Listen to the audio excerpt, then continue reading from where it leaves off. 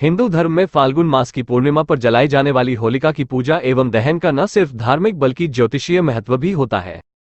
पंचांग के अनुसार इस साल होलिका दहन 7 मार्च 2023 मंगलवार को सायंकाल 6:24 से रात्रि 8:51 बजे के बीच शुभ मुहूर्त में किया जाएगा। हिंदू मान्यता के अनुसार जिस होलिका दहन की पूजा, उसकी अग्नि और राख का संबंध तमाम तरह की मुसीबतों को दूर करने और सुख सौभाग्य को पाने का माध्यम माना गया है, उसी होलिका की पूजा और उसे देखने को लेकर भी कुछ विशेष हिदायत भी दी गई है। आइए जानते हैं कि होली से पहले की जाने वाली होलिका दहन की पूजा किन लोगों को भूलकर भी नहीं देखना चाहिए। लेकिन आगे बढ़ने से पहले आपसे हाथ जोड़कर विनती है, अगर आपने अभी तक भी हमारा चैनल सब्सक्राइब नहीं किया है तो कृपया सब्सक्राइब कर ले और घंटी को जरूर चालू कर ले ताकि आपको ज्ञानवर्धक बातें, अच्छी खबरें और व्रत, त्योहार, ग्रहण इत्यादि से संबंधित जानकारी भी मिलती रहे। और अगर आपने कमेंट में हैप्पी होली नहीं लिखा है तो हैप्पी होली जरूर लिखें ताकि हम सभी में खुशियां बांट सकें। तो आइए विस्तार से जानते हैं कि होली से पहले की जाने वाली होलिका दहन की पूजा किन लोगों को भूलकर भी नहीं देखना चाहिए।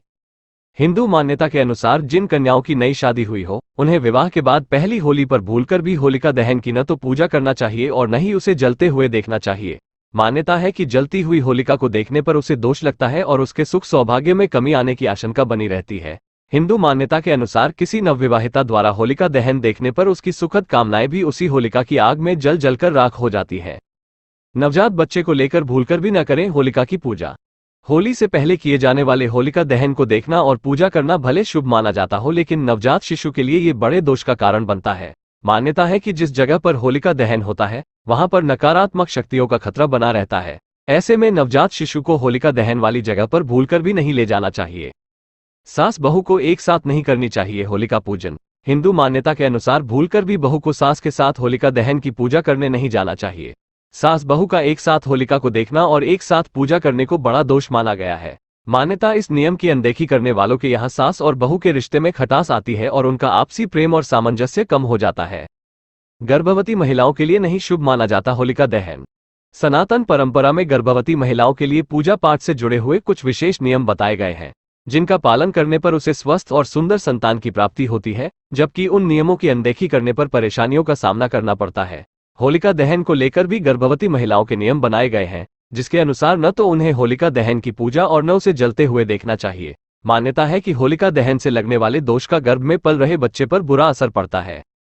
इकलौती संतान वाले व्यक्ति को नहीं देखना चाहिए होलिका दहन। हिंदू परंपरा के अनुसार जिन लोगों की इकलौती संतान होती है उन्हें होलिका दहन नहीं देखना चाहिए और न ही उसकी पूजा करने जाना चाहिए। उनकी जगह उस घर से जुड़े किसी बड़े बुजुर्ग को जाकर इसकी पूजा और परंपरा निभानी चाहिए।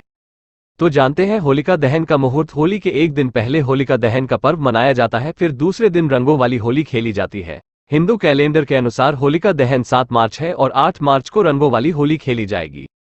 होलिका दहन का शुभ मुहूर्त पंचांग के अनुसार फाल्गुन पूर्णिमा को प्रदोष काल में होलिका दहन होता है और उसके अगले दिन यानी चैत्र कृष्ण प्रतिपदा को होली खेली जाती है। होलिका दहन का शुभ मुहूर्त 7 मार्च 2023 को शाम 6:24 से रात 8:51 तक रहेगा। वहीं होलिका दहन के दिन भद्रा सुबह 5:15 तक रहेगा। आपको फाल्गुन महीने की पूर्णिमा का समय भी जरूर पता होना चाहिए, अतः पहले जानते हैं सही दिनांक। फाल्गुन महीने की पूर्णिमा 7 मार्च 2023 मंगलवार को है। इसे वसंत पूर्णिमा और दोल पूर्णिमा के नाम से भी जाना जाता है। फाल्गुन पूर्णिमा के दिन ब्रह्म मुहूर्त में स्नान कर तुलसी की पूजा करना उत्तम फलदायी माना गया है। मान्यता है इससे मां लक्ष्मी का घर में निवास होता है। देवी लक्ष्मी को प्रसन्न करने के लिए फाल्गुन पूर्णिमा के दिन भगवान सत्यनारायण की कथा जरूर करें। अंत में आपसे हाथ जोड़कर फिर से विनती है, अगर आपने हमारा चैनल सब्सक्राइब नहीं किया है तो कृपया सब्सक्राइब करें और घंटी चालू कर ले। साथ ही कमेंट में हैप्पी होली जरूर लिखें। धन्यवाद।